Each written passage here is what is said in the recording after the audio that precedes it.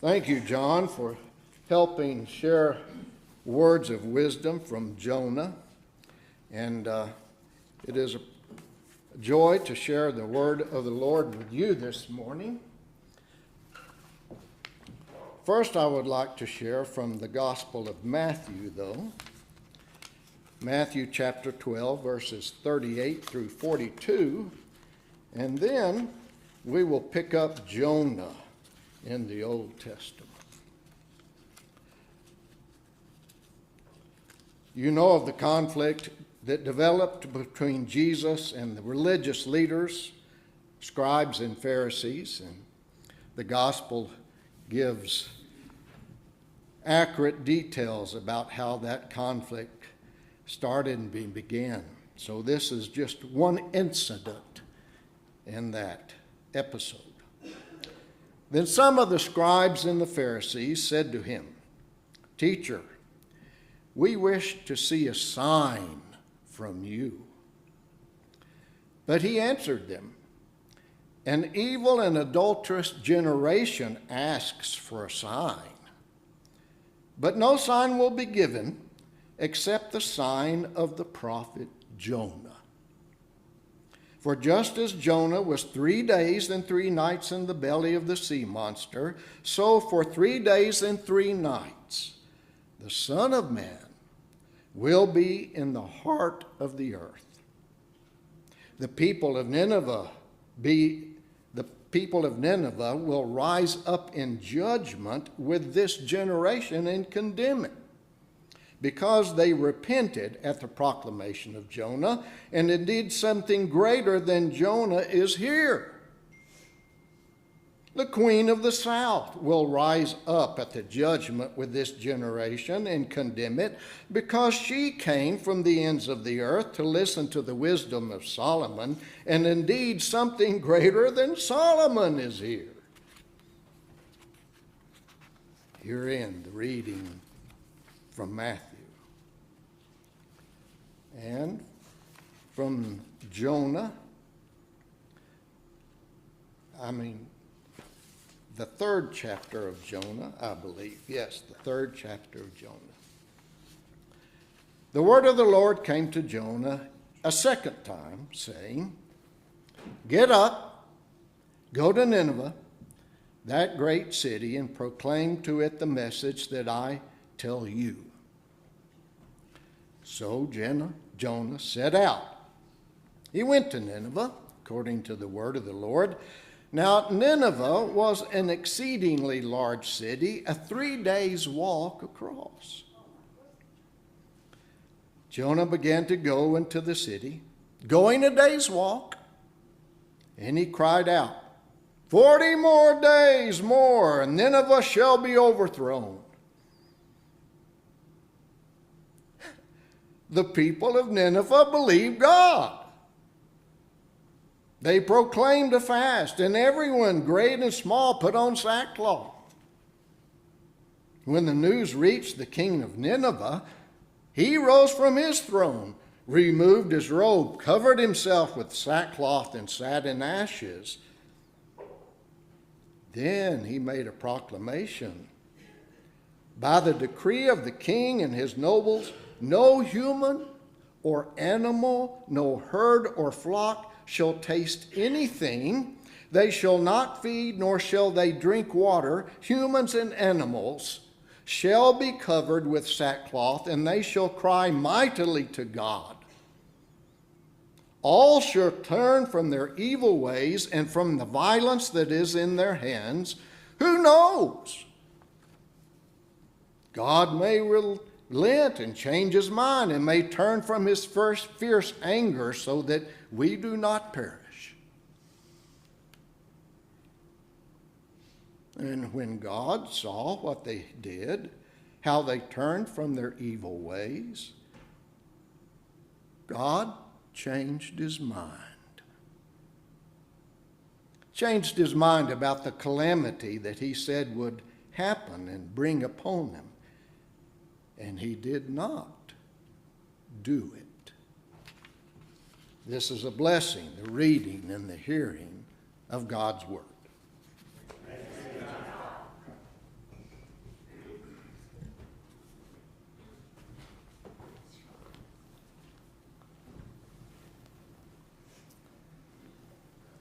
This week we have moved into, for what most of us is kind of the unknown part of the book of Jonah. We are familiar with Jonah running away, getting eaten by the whale, but this is the part we kind of don't talk about. Maybe it's because it doesn't appeal to our young ones, but we do see the different patterns of this, and we will take on a portion of that in the Old Testament, and also as we see is referenced to in the Gospels today. And we can also relate them to the larger world. So let's take a look at what the prophet Jonah has done and said. One of the great things about this story, and a throwback from earlier this year, is that sometimes the most effective sermons are the shortest, or so every church board says to the preacher. And let's look at what happens. Jonah rolls into town, into Nineveh, that great city. He goes only about a third of the way in, and then he starts to say, 40 days more and Nineveh shall be overthrown, which is simple. In fact, it might be too simple, as in overthrown is kind of a term in Hebrew that's kind of like wrestling, so you can actually turn the tables or turn around. He may have been a little bit too short in his speech, which that may have been by design. Jonah is being very vague in his pronouncement. Remember, he is in the most dangerous city on earth, among the most violent people. He is also preaching his message. God does not tell him to preach this message, but Jonah selects this message to speak in the midst of the most warlike people on earth. And the people hear and respond. Literally, they kind of turn their lives around. The people call for a fast. They put on sackcloth. They are putting on mourning, wearing black, perhaps putting black bands or the clothing of their culture. All of them are doing. Now, as biblical people, perhaps those of us were kind of gold star people back when Sunday school used to take attendance and hand out gold stars, we are primed for a different response. Perhaps we have been through the book of Genesis. Perhaps one of the stories we learned is when Abraham was walking with the angels of God, who will give God's message to the violent cities of Sodom and Gomorrah. Abraham is bargaining with these beings most of the way there. You know, he has his nephew Lot living in that town. And so Abraham kind of goes along and he said, well, God, if there are 50 righteous people, save the city. And then he eventually bargains the angels down to about 10. And what ends up happening, though, is it turns out only Lot, his wife, and his daughters are the only righteous. And so God decides to save those. And then God rains fire and brimstone in the cities of Sodom and Gomorrah. This is what good Hebrews kind of grew up with. This is what Jonah is primed to hear. But the people of Nineveh have a say in this, and they take this vague prophet's words and they run. This message goes viral. It is trending. It is all the rage. In fact, it has become so popular, the king himself has to get in front of this. The old adage, if you want to lead, you have to be in front, applies. So the king does this, and he issues several decrees. But first, he kind of outdoes everybody. Where everybody was just putting on sackcloth, he takes off his robe. Where everybody was just saying, you know, we need to fast, we need to repent, he's pouring ashes over his head. And then finally, he issues, not only in his name, but the noble's name, a decree on fasting. Now, fasting is the method that the people selected, and the king kind of triples down on this spiritual practice. Fasting is a universal human spiritual practice. We find it across cultures, across religions. It also has kind of an ebb and flow over time, over the years, sometimes even depending on what time of the year. For example, our Muslim friends from school, they will fast the month of Ramadan. They typically just do it during the day. And historically, Christians were also known for fasting regular. This was important in times when food was scarce. In fact, the early church, this is kind of one of the things that they were known for. And the reason that the early church did it is back in the old Roman days, we didn't have as much kind of farm production and farm kind of transportation. And so if you actually fasted, then perhaps you could have someone eat and you could actually help with somebody else's life. In fact, during the supply shortages during the pandemic was a time in the USA might have experienced kind of the same situation as back then. Remember, there was a time when we were limited to buying just like 2 things from the meat section, circa 2020. Now, pastors across the nation encouraged fasting because it was a rare modern occasion that others could physically eat, and you could help kind of lower the prices for everyday people. In fact, I remember trying this at a church in Kansas, and to my mind, I think they were eating as many beans and cornbread since the homesteaders, but I don't know for sure because we were all locked down and I was never invited to dinner. But let me emphasize this again. Modern folks, we don't really kind of put a spotlight on fasting anymore. In fact, if you joined us in our Lent book study, An Altar in the World by Barbara Brown Taylor, she would talk about others fasting, but one of the omissions from her book was practicing the actual act of fasting.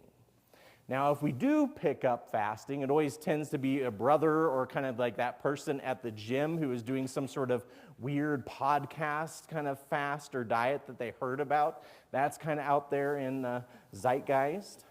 But usually we as modern folks, we just don't fast as much, which is really kind of bad because Jesus taught his disciples, in fact, in Matthew 6, knowing that his disciples would do this deep spiritual practice. This later kind of developed in the teaching of the church where we would have meatless Fridays, especially some of our Roman Catholic friends still do this. It is also common for Protestants, especially in kind of more the Baptist and Pentecostal circles, to fast before times of concentrated prayer. Also, our Jewish forebearers in times of national or religious crisis. It is interesting to note also during the Civil War that this happened as well. President Lincoln would issue proclamation for national fast, and his proclamation for a national day of Thanksgiving was kind of, almost codified, and we still do it every late November. In this case, the king of Nineveh issues such a proclamation. The king is getting ahead of his people. He shows the people he is much more committed than they are to their idea that they started first. When the people just wanted to fast, meaning kind of not eating, the king in his proclamation says that the people of Nineveh will not drink either. He also then has them put all signs of mourning, showing everybody that they are fasting. And then he goes one step and he says that even the animals are to fast as well. He's also specific about the animals. It is the cattle and the livestock. It is even the small animals. So every animal in the city of Nineveh is doing the same as all the people. Now, I will point out in my study this week that the commentary causes some fascination. One commentator points out that the royal cattle were fasting and they had sackcloth, probably a kind of a muzzle around, so even the cows could not kind of go down and eat on the sly. I remember in seminary, my friend Ashley, who I took Hebrew with, but she had gone a little bit deeper into the Hebrew world. In fact, her favorite professor was Rabbi Schmoller at our seminary. And I remember she was assigned this text and she was reading it to us in the common room, or at least what this commentary said. And it said in her Bible commentary, it mentioned that it must have been a difficult task placing a cat in sackcloth. Of course, I think she may have been pulling my leg. I didn't go up and read it after her, but it was kind of one of those fun fact people. I personally love the repetition that the people willingly and the animals cry out to God. We can kind of imagine the racket that was in Nineveh that day and that night. You probably had kind of the dramatic, emotional people kind of going a little bit overboard, kind of like soccer players when they're on the pitch in front of the referee, they're always being over dramatic. We can also add kind of the constant, probably 5 a.m. meowing of cats, the constant kind of bellowing and lowing of the cattle. I imagine the roosters and even the dogs were whining. It must have been just a very noisy day there in Nineveh. But yet when we read this text and we think that part's a little bit weird, we have to admire the simple faith of the king who does not know the God of Israel.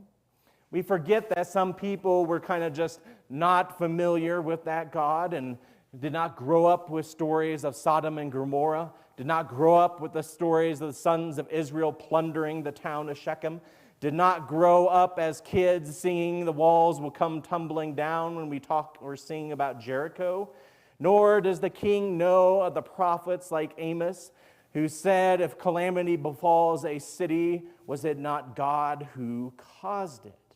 This king does not know this God.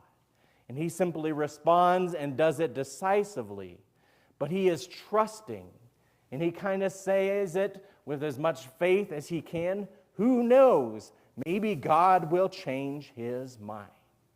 And perhaps that moment of the king, people, and animals being open to the power of God saved their families, saved the city, and perhaps a few cows from becoming hamburger for at least one day. The pattern that Jonah sets in this 3rd chapter reminds us of the possibilities of second chances. Jonah himself gets a second chance after being hacked up by the whale. Honestly, he goes from kind of the worst prophet who refused to speak, and he goes not even a third into the way of Nineveh and becomes the most successful prophet preacher ever. Literally, the whole town turns around. Likewise, the people in Nineveh, its king, and even those chariot-pulling horses make a change and are saved, and they get another chance. Likewise, in our gospel, when Jesus is a bit mad at these scribes and these Pharisees, and by warning them, he is also giving them a second chance, which is a pattern. This will become a theme in his ministry. The man on the cross next to Jesus is given a second chance. The greatest apostle, Peter, just weeks ago, we talked about his second chance to love Jesus like a brother and then feed his sheep. Paul on the road to Damascus is given a second chance, and I will point out that Ananias, the Christian that Saul was coming to persecute and possibly kill, had the chutzpah to ask Christ, "Are you sure? I have heard about this guy." Yet Christ gives Paul a second chance, and he will preach to Gentiles and to kings, just like a certain prophet. Sometimes this openness to second chances can be controversial. Often folks do not like giving someone a second chance.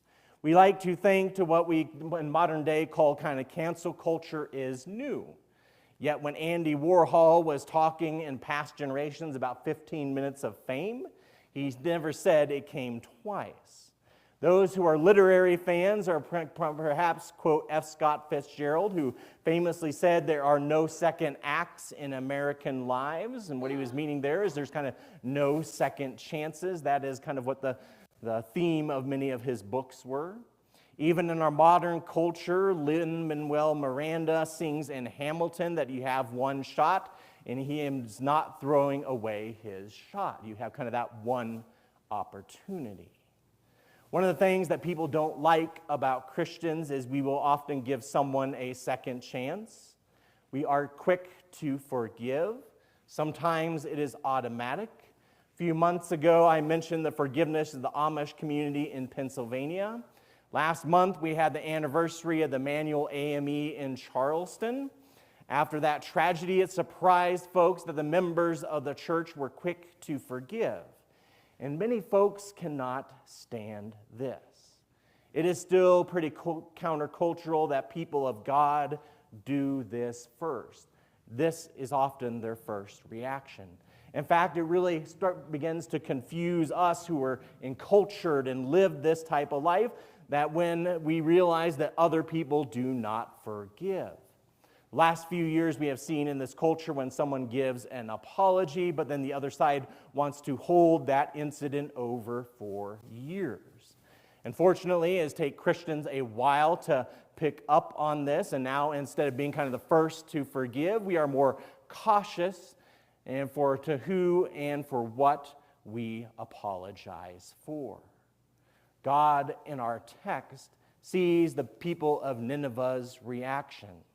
Their pleas for forgiveness are heard, and God does not do what he planned on making Nineveh the second Sodom and Gomorrah. God gives them another chance.